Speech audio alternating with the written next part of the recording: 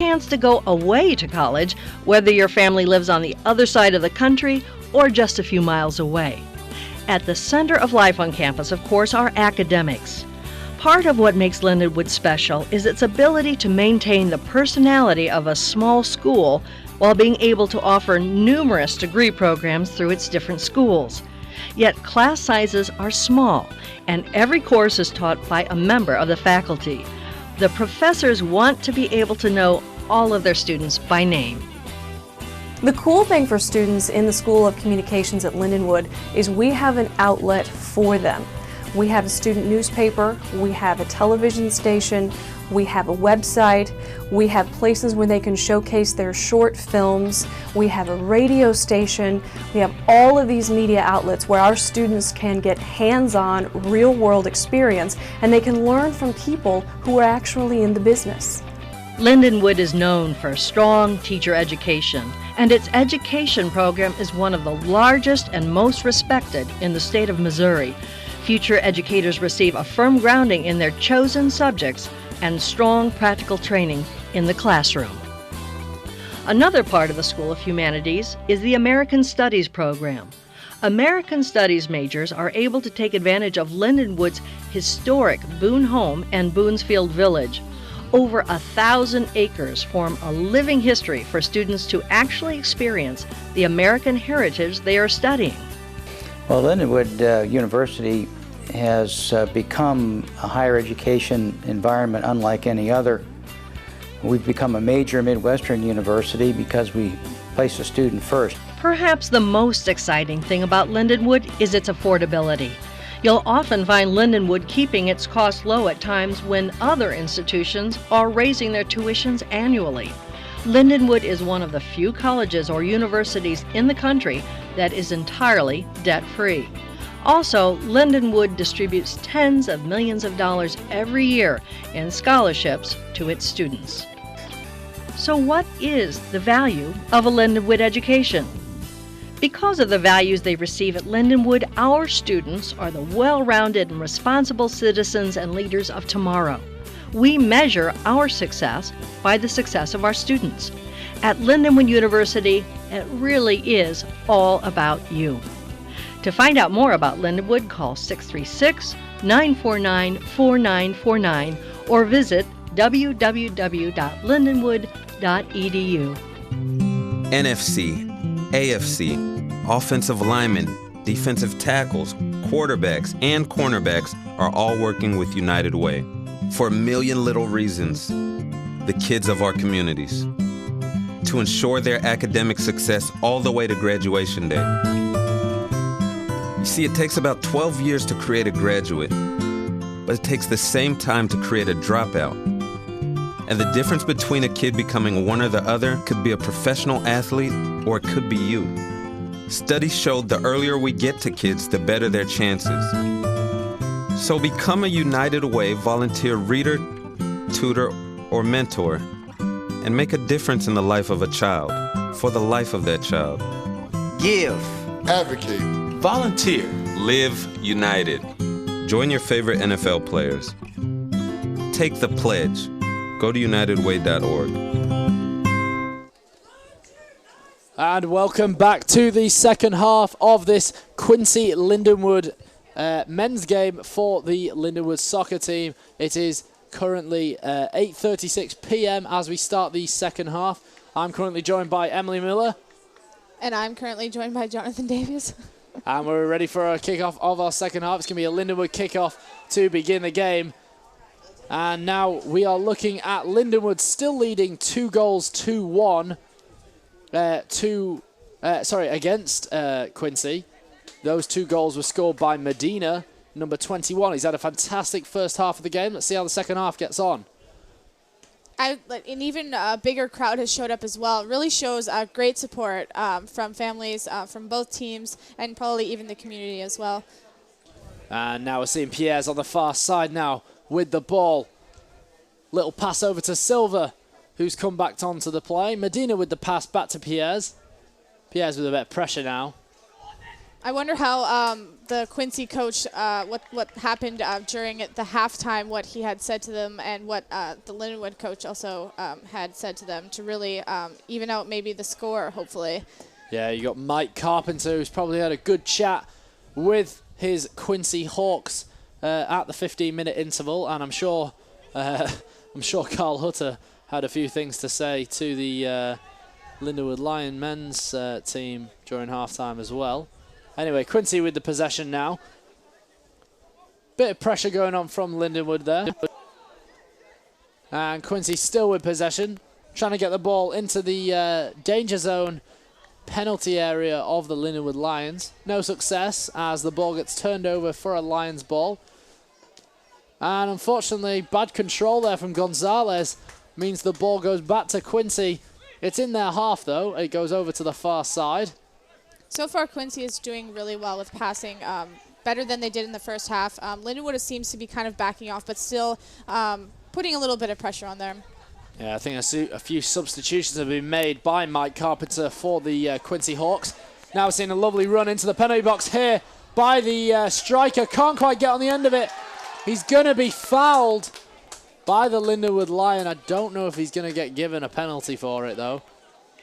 No, he isn't. It's going to be a goal kick by Firmin Hughes. 42 minutes left on the clock.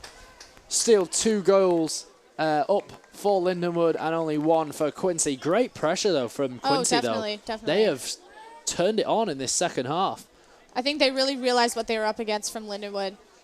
I think they kind of got a bit surprised and shocked when Lindenwood scored their second goal.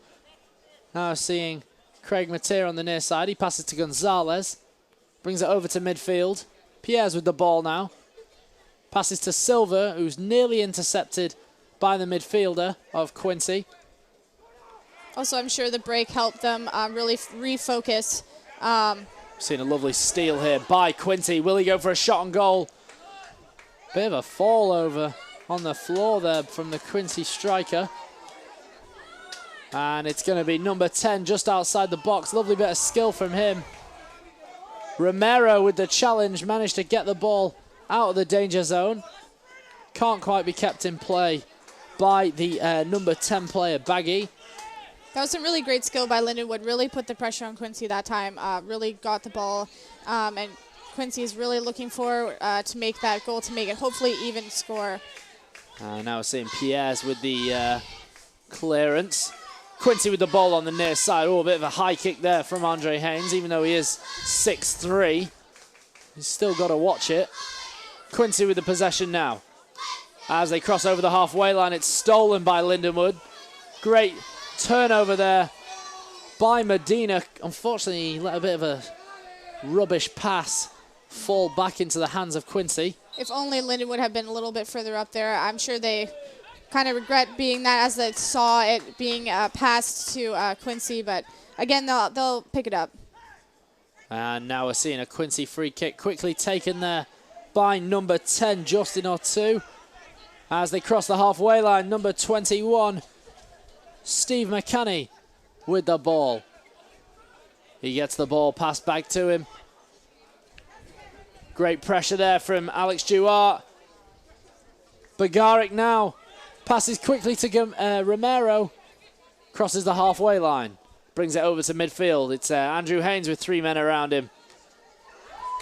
Some really great fighting made by Quincy. They really want that score to be even, or even just to make another goal.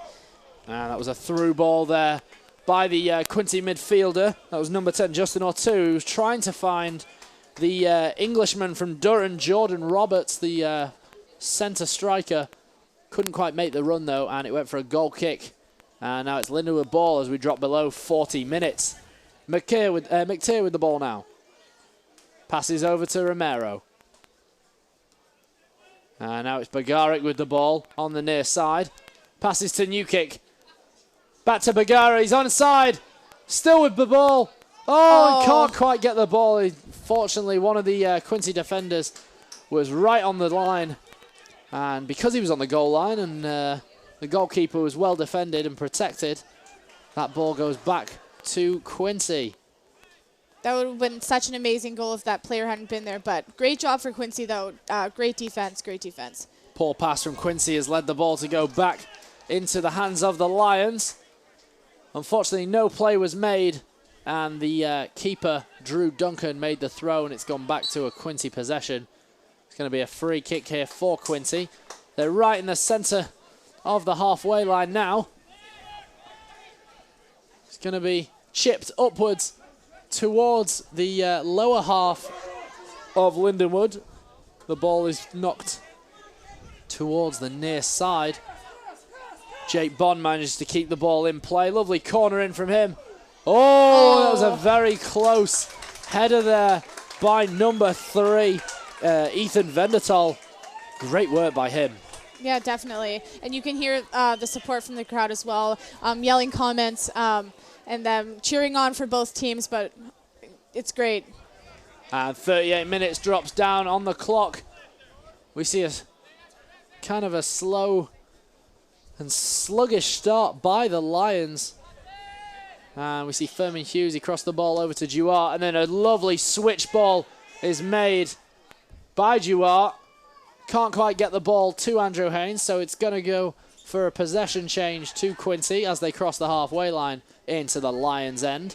I think with Lindenwood seeming a little bit slower in the second half, I think they did that in the first half as well, and then they really picked it up towards when the first goal was made, and then just, again, kept moving forward. Silva with the ball now. Tried to pass to Gomez, who couldn't quite keep the ball. It's gone for a Quincy turnover. Great defending there by Craig Mathieu. Read the ball like it was a book. And now we're seeing Quincy with the ball. Cross the ball in. It's lovely. It's into the box. Lovely height. No one's on the end of it. James Bondis for Quincy. Yeah. And it's going to go out for... I think it came off Romero's feet. So it's going to be a Quincy throw-in just near the penalty box. Yeah, I don't think one of the players, I didn't quite see the number on the Quincy side, but Romero just ran in and kicked the ball out. Kind of surprised him a little bit. 36 minutes left on the clock as we see Furman Hughes with the ball. He passes over to Duarte on the near side. Duarte with the ball now. Passes over to Pierres. Sends the ball nicely over to Barrick. Really looking for those places to pass, but again, Quincy's really sticking to their guns and trying to block them from Lindenwood, trying to get another goal. It's going to be a Quincy throw here in their own half. They're going to want to get the ball back into the Lions' den. You see what I did there? That was horrible. Oh, Bagaric with the strike. That was a horrible joke. But definitely well played. And now we see Lindenwood with the ball. Unfortunately, number 8, Romero, is two-manned by the Quincy defense as we see Pierres try and keep the possession of the ball. Medina with the ball now, back to Pierres on the near side. Romero with the pass over the halfway line, back to defender McTeer on the far side. Oh, and he's made a rubbish hash of that. Unfortunately, can he recover? Bit of pressure there for the Lindenwood Lions there. Big mistake from McTeer. Led the Quincy striker. And he's going to take a shot on goal here. He was wide open. He had all the time in the world, and he popped the ball right in the left near corner. Basically no harm done. But obviously McTeer will need to be careful because mistakes like that can be costly, Emily. Oh, definitely. With the game. It's only 2-1, you know. Yeah, I think this half for sure, Quincy is really taking every opportunity. As we saw last half, they just kind of were not really taking every opportunity and just kind of like moving slowly, whereas Lindenwood would really take every opportunity. Now it's kind of the other way around. I see a Quincy interception there. Lovely ball from him. Can't quite make the ball through to number 21, Steve McCanny. Couldn't quite get on the end of it. Great defensive work by, I think it was Romero who managed to get the interception. And we drop below 35 minutes now into the Lions half. And he's onside here. But the ball's going to go out. It's going to be a referee call. I think it's going to be a free kick for the Quincy Hawks. And just a bit of danger here for the Lions. Like you said, you don't want to get too cocky. They're being a bit sluggish and slow this second half. Need to start turning the cog soon. And as the wheel starts to grind, we see Lions start to pick up the pace here as we drop into the 34th minute of the game. This second half has been as much of a buzzer as the first half. Definitely. We're seeing Silva with the ball now. He's going to take a throw in just outside his own 16-yard area. Some great passing. Absolutely. 18-yard area, excuse me. That's the size of a regular standard penalty box. Anyway, now we see Quincy with the ball. Great control there. Stolen by Romero. Andre Haynes with the ball now. He's got 3 men up. Can he keep the ball going? Definitely some pushing and shoving there, really trying to fight for that ball. He was using his size there to try and bully him. He's going to be called offside here for sure. He puts his hands up. He's distressed with the call, but I have to agree with the official on that one. You boy were offside. That was number 6, Hernavi Dejak, who was offside there. He was right behind the defender, so clearly offside. 32 minutes left in this second half. We're seeing McTeer, who's going to take this free kick for the Lions. He's being told by the ref to bring the ball back into the middle of their own end. Easy pass there to Pierres in the centre. And pass over to Silva on the near side. He's going to make a bit of a pass, but unfortunately he's going to take the throw instead because the ball went out of play by a Quincy midfielder. Ball's back in play now. We see Lindenwood with the ball. Yeah, definitely Lindenwood is not as intense as they were in the first half. Near, Emily. It's kind of sad to see, really, but also it really makes more opportunities for Quincy, though. And now we're seeing Mateer as he crosses over the halfway line. Plenty of space for him. He manages to find Romero. Lovely flick on from Andre Haynes. They're in the penalty box of Quincy. Can't quite get on the end of it. Nicely recovered, though, by Pierres in the centre.